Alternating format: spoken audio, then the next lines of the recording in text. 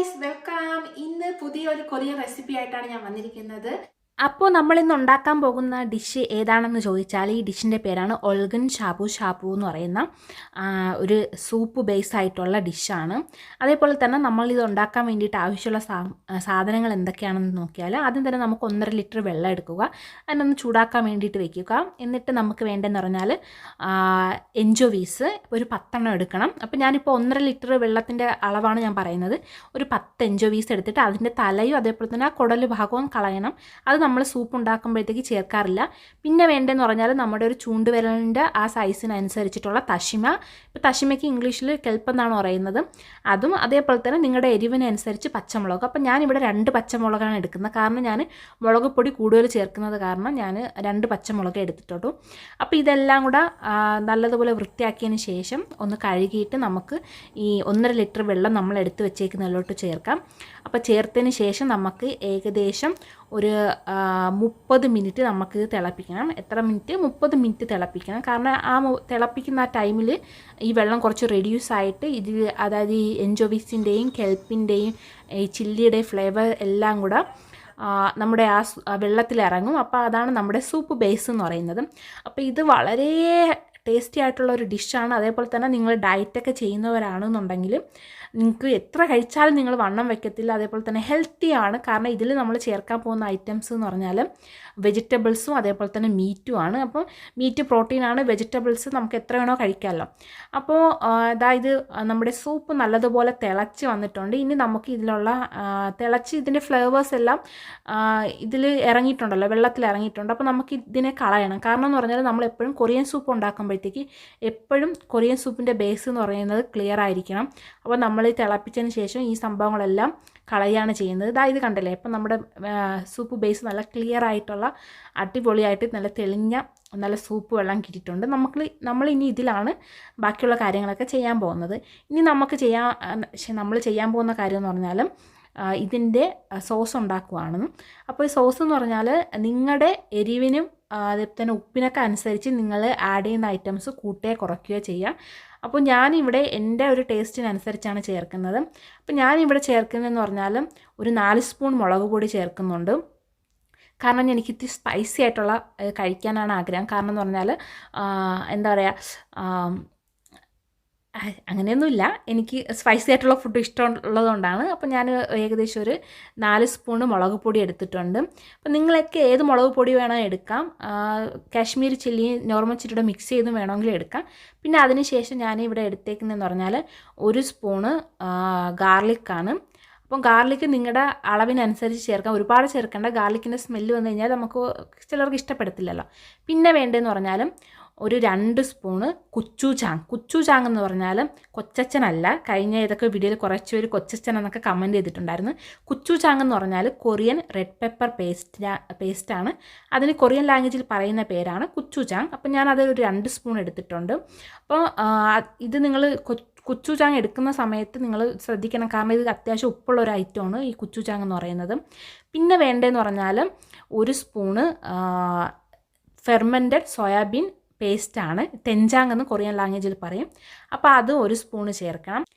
പിന്നെ വേണ്ടതെന്ന് പറഞ്ഞാൽ നമ്മൾ ഉപ്പിന് പകരം നമ്മൾ സോയാ സോസാണ് യൂസ് ചെയ്യുന്നത്. അപ്പോൾ നമ്മൾ ഉപ്പിന് പകരം ഉപയോഗിക്കാൻ പറ്റുന്ന ഐറ്റമാണ് സോയാ സോസ്. അപ്പോൾ ഞാൻ പല കൊറിയൻ ഫുഡ് ഉണ്ടാക്കുന്ന സമയത്തും ഉപ്പിടാത്ത എന്താണെന്ന് ചോദിക്കാറുണ്ട്. അപ്പോൾ ഉപ്പിന് പകരം നമ്മൾ യൂസ് ചെയ്യുന്നതാണ് ഇത്. അപ്പോൾ നമ്മൾ ഏകദേശം ഒരു 2 സ്പൂൺ ഞാനിപ്പോൾ ചേർത്തിട്ടുണ്ട്.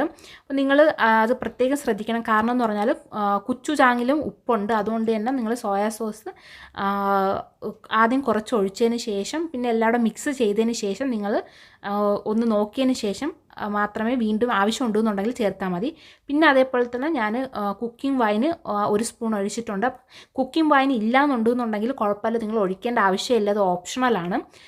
അപ്പം എല്ലാം ഒഴിച്ചതിന് ശേഷം നല്ലതുപോലെ മിക്സ് ചെയ്യുക. മിക്സ് ചെയ്തതിന് ശേഷം നമുക്ക് സോസിൻ്റെ ടേസ്റ്റ് ഒന്ന് നോക്കാം. അപ്പോൾ നോക്കിയിട്ട് നിങ്ങൾക്ക് ഉപ്പ് കുറവുണ്ട് എന്ന് തോന്നുകയാണെന്നുണ്ടെങ്കിൽ നിങ്ങൾക്ക് സോയാ സോസ് കുറച്ചും കൂടെ ഒഴിച്ച് കൊടുത്താൽ മാത്രം മതി. അപ്പോൾ ഇതാണ് സോസ്. അപ്പോൾ ഇത് നല്ലതുപോലെ ഇളക്കി കൊടുക്കുക. കാരണം എന്ന് പറഞ്ഞാൽ ഇങ്ങനെ ഇളക്കി കുറച്ച് നേരം ഒന്ന് വെച്ചേക്കണം. ആ ടൈമിലാണ് ഇതെല്ലാം കൂടെ ഒന്ന് മിക്സായിട്ട് ആ സോസിന് ടേസ്റ്റ് കൂടുന്നത്. നമ്മൾ ഏത് കൊറിയൻ ഫുഡ് ഉണ്ടാക്കിയാലും ഇങ്ങനെ സോസുകൾ ആദ്യമേ ഉണ്ടാക്കി വെക്കുന്ന ടേസ്റ്റ് കൂട്ടാൻ വേണ്ടി സഹായിക്കും. ഇനി വേണ്ടതെന്ന് പറഞ്ഞാൽ ഇത് നമ്മളിപ്പോൾ ഉണ്ടാക്കാൻ പോകുന്ന ഈ ഡിഷ് എന്ന് പറഞ്ഞാൽ ഒരു ഹോട്ട് പോട്ടാണ്.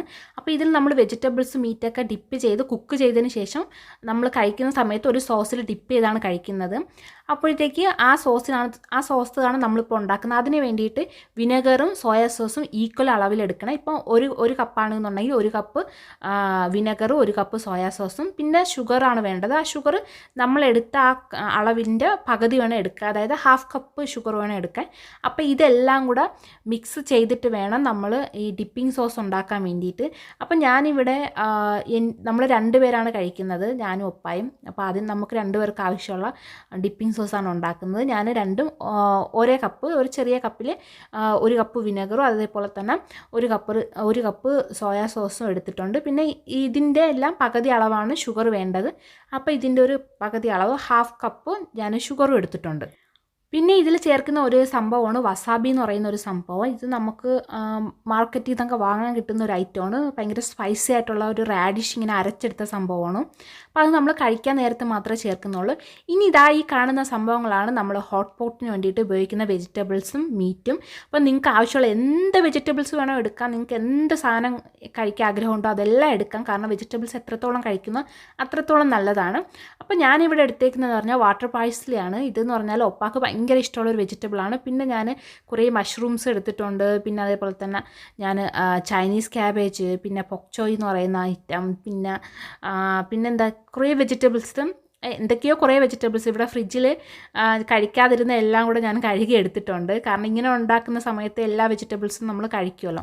അപ്പോൾ ഞാൻ ഫുള്ള് ഇരുന്ന ഐറ്റംസ് എല്ലാം കഴുകി എടുത്തിട്ടുണ്ട്. അപ്പോൾ നിങ്ങൾക്ക് ക്യാരറ്റൊക്കെ വേണമെങ്കിൽ ചേർക്കാൻ തിന്നായിട്ട് സ്ലൈസ് ചെയ്തതിന് ശേഷം ക്യാരറ്റോ അല്ലാന്നുണ്ടെങ്കിൽ നിങ്ങൾക്ക് ആവശ്യമുള്ള എല്ലാ വെജിറ്റബിൾസും, മത്തങ്ങ ആണെങ്കിൽ മത്തങ്ങയും ചേർക്കാം. പിന്നെ ഇതെന്ന് പറഞ്ഞാൽ നൂഡിൽസാണ്. ഇത് ഓപ്ഷണലാണ്. നിങ്ങളിപ്പോൾ ഹെൽത്തി ആയിട്ട് കഴിക്കാൻ ആഗ്രഹിക്കുന്നവരാണെന്നുണ്ടെങ്കിൽ ഇത് യൂസ് ചെയ്യേണ്ടത്. ഞാനിത് കഴിക്കാറില്ല. ഇത് ഒപ്പാക്ക് വേണ്ടിയിട്ടാണ്. ഒപ്പാക്ക് അൺഹെൽത്തി ഫുഡ് ഭയങ്കര ഇഷ്ടമായത് കാരണം ഒപ്പാക്ക് വേണ്ടിയിട്ടാണിത്. പിന്നെ നമ്മളെ മെയിൻ ഇമ്പോർട്ടൻ്റ് ഐറ്റം എന്ന് പറഞ്ഞാൽ ബീഫാണ്, നമ്മുടെ പ്രോട്ടീനാണ്. അപ്പം ബീഫ് നല്ല കട്ടി കുറഞ്ഞ് അരിഞ്ഞെടുത്ത ബീഫായിരിക്കണം. അപ്പം നിങ്ങൾക്ക് കട്ടി കുറച്ചത് അരിഞ്ഞെടുക്കാൻ പറ്റുമെന്നുണ്ടെങ്കിൽ അങ്ങനെ അരിഞ്ഞെടുക്കുക. അല്ലാന്നുണ്ടെങ്കിൽ ഷോപ്പിൽ നിന്ന് ഇങ്ങനെ അരിഞ്ഞ് വെച്ചേക്കുന്നത്, ഇങ്ങനെ കട്ട് ചെയ്ത് വെച്ചേക്കുന്നത്, സ്ലൈസ് ചെയ്ത് കിട്ടുമല്ലോ. അപ്പം നിങ്ങൾക്ക് അത് വാങ്ങാം. അപ്പോൾ ഇത് എങ്ങനെയാണ് സ്ലൈസ് ചെയ്യേണ്ടതെന്ന് പറഞ്ഞാൽ നിങ്ങൾക്ക് ഞാൻ മീറ്റിൻ്റെ ഇത് കാണിച്ചു തരാം. നമ്മുടെ ഈ മീറ്റിൻ്റെ ഇപ്പുറത്തെ സൈഡിൽ നോക്കിയാൽ അപ്പുറത്തെ സൈഡ് കാണത്തക്ക രീതിയിൽ നോക്കിയാൽ നല്ല തിന്നായിട്ടാണ് സ്ലൈസ് ചെയ്തേക്കുന്നത്. നല്ല കട്ടി കുറച്ച് പേപ്പർ പോലെയാണ് സ്ലൈസ് ചെയ്തേക്കുന്നത്. കാരണം എന്ന് പറഞ്ഞാൽ നമ്മൾ ഈ തിളപ്പിക്കുന്ന സൂപ്പിൽ ജസ്റ്റ് ഒന്ന് ഡിപ്പ് ചെയ്തിട്ടാണ് കഴിക്കുന്നത്. അപ്പോൾ പെട്ടെന്ന് കുക്ക് ചെയ്ത് കിട്ടാൻ വേണ്ടിയിട്ടാണ് ഇത്രയും തിന്നായിട്ട് ഇവിടെ സ്ലൈസ് ചെയ്യുന്നത്. അത് മിക്കുള്ള കൊറിയൻ ഐറ്റംസ്, അതായത് പുൽഗോഗി എന്ന് പറയുന്ന ഐറ്റംസിനും ഈ മീറ്റ് ഇങ്ങനെയാണ് കട്ട് ചെയ്തെടുക്കുന്നത്, വളരെ തിന്നായിട്ട്. കാരണം എന്ന് പറഞ്ഞാൽ പെട്ടെന്ന് കുക്ക് ചെയ്ത് കഴിക്കുന്ന ഐറ്റമാണ്.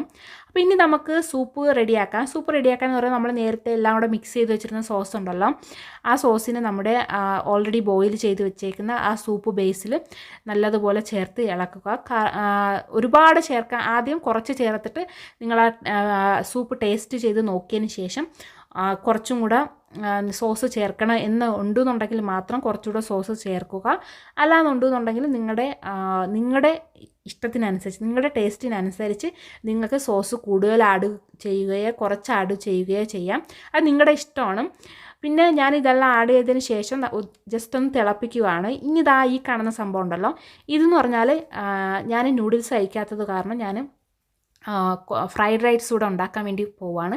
അപ്പോൾ അതിന് വേണ്ടിയിട്ടുള്ള ഐറ്റമാണ് കൊറിയൻ ചോറും അതിൽ കുറച്ച് സ്പ്രിംഗ് ഓനിയനും അതേപോലെ തന്നെ ക്യാരറ്റും ചെറുതായിട്ട് അരിഞ്ഞത് എടുത്തിട്ടുണ്ട്. പിന്നെ അതേപോലെ തന്നെ ഒരു മുട്ടയും എടുത്തിട്ടുണ്ട്.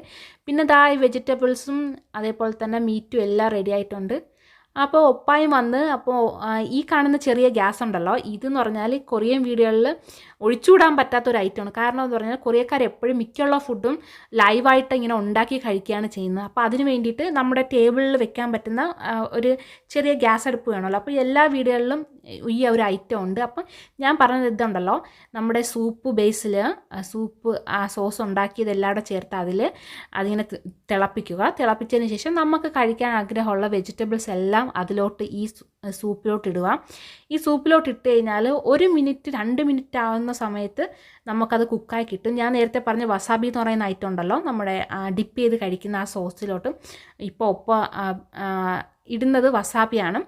ഈ വസാബി എന്ന് പറഞ്ഞാൽ ഈ നല്ല സ്പൈസി ആയിട്ടുള്ള റാഡിഷ് അരച്ചതാണ്. അപ്പോൾ ഇത് ഒരുപാട് കഴിച്ചു കഴിഞ്ഞാൽ മൂക്കെല്ലാം എരിഞ്ഞ് വായെല്ലാം എരിയും. ആദ്യം ഞാൻ കൊറിയയിൽ ആദ്യമായിട്ട് വന്ന സമയത്ത് ഇത് ഭയങ്കര സ്പൈസി ആണെന്ന് അറിയത്തില്ലായിരുന്നു. അപ്പം ഞാനിത് എന്തോ വലിയ സംഭവമെന്ന് വിചാരിച്ച് ഒരുപാട് ഇങ്ങനെ സോസിൽ ഇങ്ങനെ ഇട്ടിട്ട് കുഴച്ച് കഴിച്ചു നോക്കി. എരിഞ്ഞ് ഞാൻ മരിച്ചില്ലെന്നേ ഉള്ളൂ, അത്രയ്ക്ക് എരിവായിരുന്നു. അപ്പോൾ എന്താ ഇത് നോക്കിയാൽ 1 മിനിറ്റ് ആയ സമയത്ത് നമ്മുടെ വെജിറ്റബിൾസ് എല്ലാം നല്ലതുപോലെ കുക്കായി തുടങ്ങി. അപ്പോൾ ഇനി ചെയ്യേണ്ടതെന്ന് പറഞ്ഞാൽ ആ വെജിറ്റബിൾസ് എടുക്കുക, നമ്മുടെ ഡിപ്പിംഗ് സോസിൽ മുക്കുക, കഴിക്കുക.